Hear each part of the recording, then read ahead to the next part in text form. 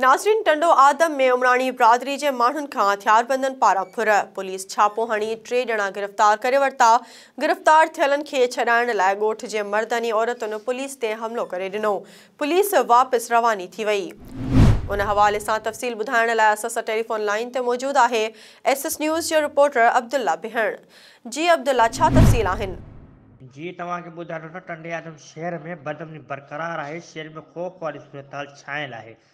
गुज़र रात देर सां टंडे आदम बी सेक्शन थाने की हद में केसर घोट लॻे 6 हथियारबंद पारां रोड ब्लॉक करे शाहपुर चाकर जी उमराणी बिरादरी जे माण्हुनि खां रोक रक़म मोबाइल फ़ोन फुर कया विया आहिनि।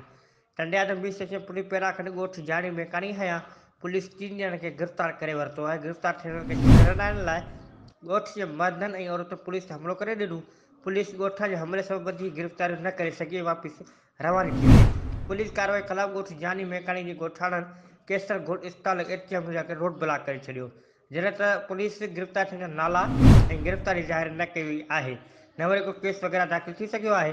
वाज़े रहे त कुझु ॾींहं अॻु में साॻे हंध तां टंडो अलायार जे साफ़ी GM पिटाफीअ जे कुटुंब खे पिणु साॻे हंध ते हथियारबंद पारां यरगमाल बणाए 2 लाख रुपया रोक रक़म मोबाइल फ़ोन ऐं ॿियो सामान फुर कयो वियो। GM पिटाफी ॿुधायो त आउं पंहिंजी फैमिली सां गॾु टंडो आदम रेलवे स्टेशन किरे हुअसि त केसर घोट हथियारबंद यरगमाल बणाए मूंखे मुंहिंजी फैमिली खां रोक रक़म मोबाइल फ़ोन ऐं ॿियो सामान फुर कयो वियो ऐं फ़रार थी विया। थोरे मुफ़ाद ते पुलिस पिणु मौजूदु हुई पर हुननि असांजी का बि मदद न कई वई।